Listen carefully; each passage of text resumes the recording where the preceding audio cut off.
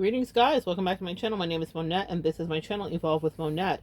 For those of you that are new here, I am a professional intuitive empath, and the theme of the day was how to understand, how to learn from other people's mistakes. That was what me and my clients were dealing with. So I want to teach that to you today, guys. Learn from other people's mistakes. In life, you will see people do things well around you, and not just mistakes and mishaps, but also their many accomplishments and successes as well. And you will see people that do things well and not well. One of the things that we, as people that are very conscientious observers, have the power to do is to learn from other people's mistakes. And so in my life, what I do is I pay a lot of attention when I see someone messing it up and or when I see someone getting it completely right. And I think, how can I replicate this or avoid that? So you think, well, Mona, what well would I pull from there? Well, it's your past history, your interactions, your relationships, maybe friendships that you observed. Everything is a beautiful palette of opportunity to learn, a tapestry of colors and craziness, right? So learn from other people's mistakes.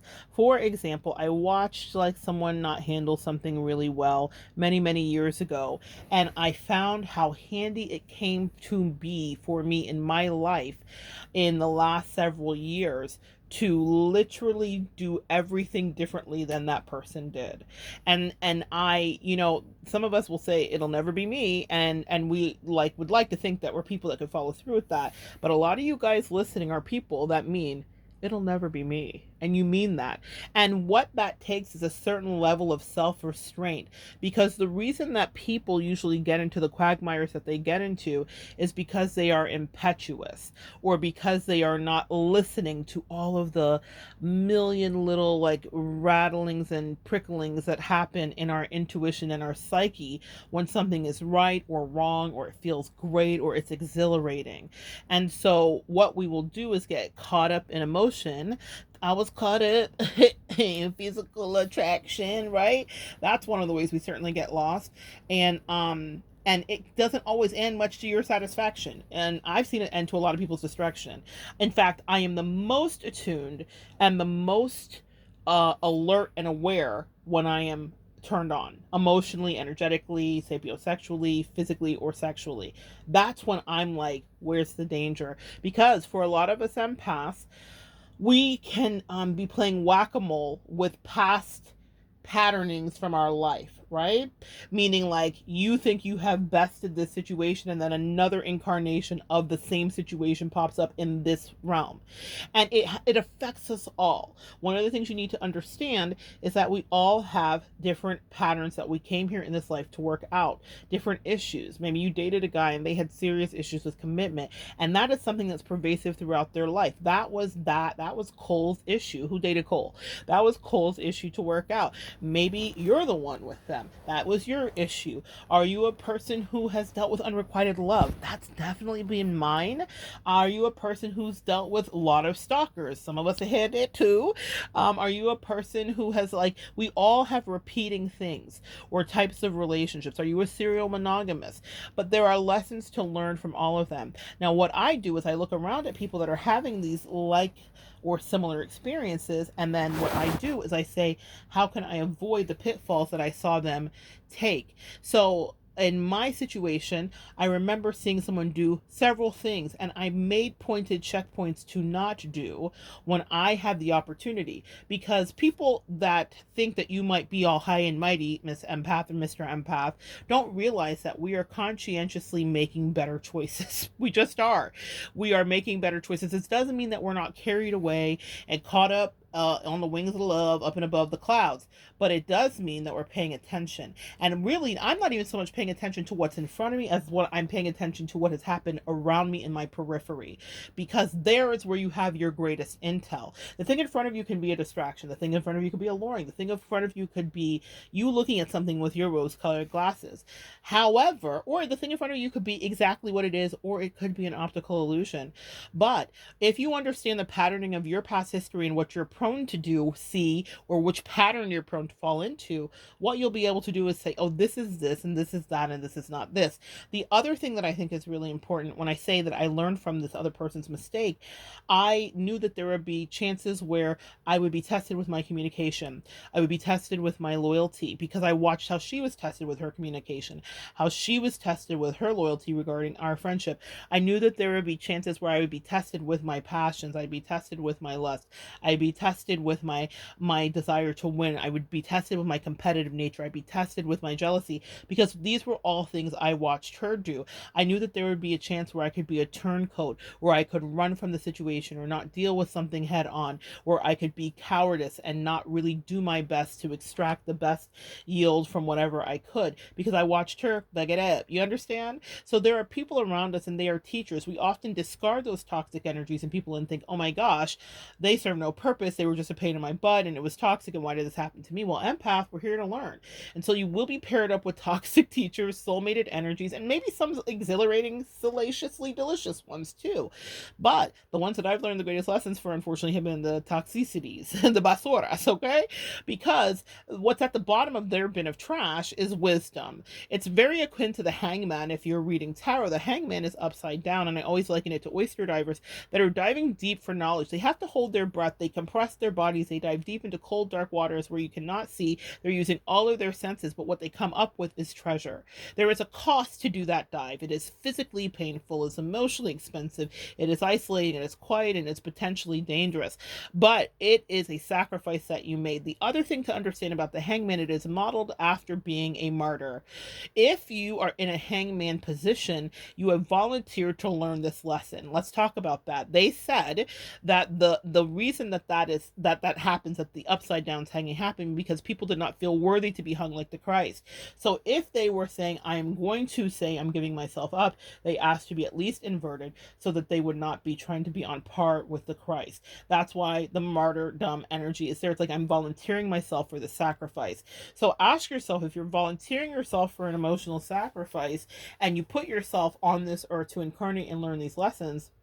I was listening to Ivan Teller last night. Someone put me onto that, and I was listening to it, and put me onto him, and I was listening to him, and he was talking about why we incarnated, and he does a lot of channelings about things, and there was one that was really good that caught my attention. That was about the Tower of Babel, and you guys know, like, I love all the stuff about the Bible, so I was really interested to hear his perspective on that. But he channels all kinds of stuff if you're interested. But what I will tell you is that he was talking about the fact that we incarnated here to learn all these lessons, which I think we all kind of patently know as empaths. That's kind of like our entry fee, like, hey, welcome to being an empath. We chose this, right? But we don't have to choose to have pain confirmation that is so excruciating that it takes us out of our soul. The point of getting wiser and older is to see what's going to be a shenanigan before it becomes a shenanigan. And the best way to see that, if you don't want to go through that, is to observe what was a shenanigan for others. Message? You guys get it? So I was able to avoid a lot of pitfalls in the last few years because I literally utilized someone's absolute disaster as my blueprint of success. Whatever she did, I didn't do. However, she didn't hold herself accountable. I purposely did. Whenever she indulged, I wouldn't. Whenever she abstained, I indulged, whether that was in honesty, communication, whatever the case may be. Whenever she made a terrible choice that was carnal, I made the highbrow choice and denied my soul, my flesh, my whatever. And what it did was it got me quickly out of many situations that I got into in the last few years that weren't bad, all of them. Some of them were also other learning lessons. Some of them were also other connections. Some of them were also other soulmates. But it means that I was able to extract the marrow from the bone and make the absolute best of whatever could have been bad, good, or an amazing situation, because I learned from someone who was my empath. She was my crash test dummy. Let people be that, because they're going to be that. There are NPCs in the game, right?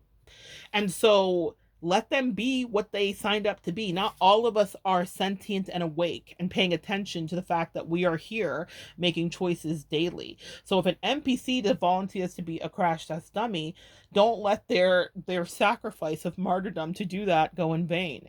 literally be the forensic scientist dissecting and looking into the scene of that crime, whatever crime they committed, energetically, emotionally, romantically, spiritually, financially, whatever and whomever that is in your life that you're like, oh, I don't want to be like this. And then you move forward. And when I tell you that it made for much better situations in the future, things didn't end in disasters. Things weren't absolutely terrible. Things also ended before it could get terrible. Because I could see a mile away. I know exactly how this is going to end. Yes. Am I psychic? Yes. Do I do this work? Certainly. Do I read people? Do I read body language? Do I read energy? Absolutely. But when we are involved in a situation, sometimes we are blindfolded. The hangman also indicates and denotes the blindfold. And so we don't get to see what's in front of us because we did sign up for this Earth School to see if we're going to pass tests and learn lessons, confirmation. I feel so good right now because I've just passed some really amazing tests. And I know that that happened because I studied the NPC crash test dummy.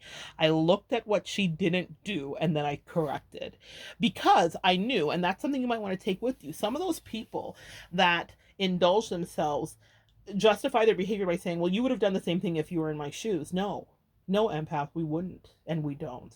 And that's why people get mad, because we have that kind of energy. No, no, no, no, no, no, no. I don't care what I feel like. I don't care what the offer is. I don't care how tempting.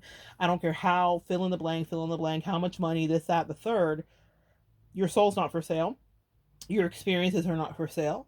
And you don't need to put yourself through unnecessary and undue trauma and drama if someone else has already done it for you. Please let them go first. Crash test dummies first. Please.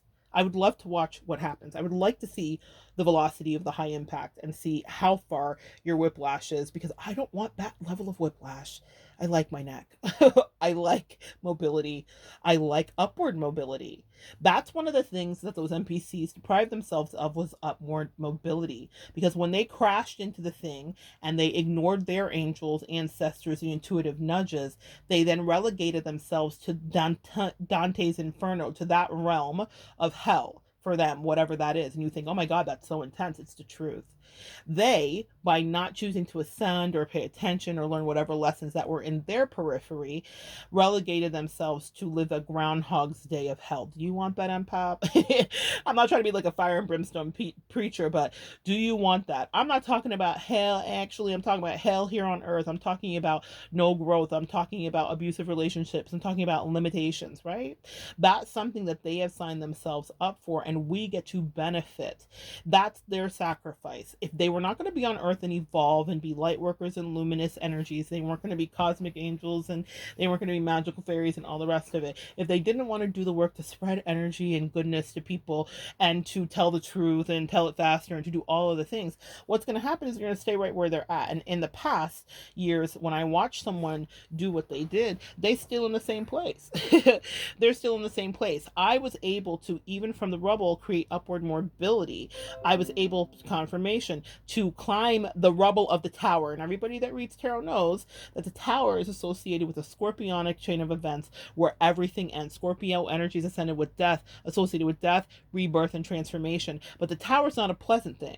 Usually towers come in because we're not listening and not paying attention. Sometimes watching someone else's crash test dummy can be your faux tower so that you don't have to go through one yourself. Or when the tower does come into your life, an opportunity, a decision, a crossroads, you can make the best decision for yourself to maintain your traction and your upward mobility. Have you been on a healing journey and you didn't want that sullied and tainted? You could look around and see how other people have gotten off course when temptation has presented itself.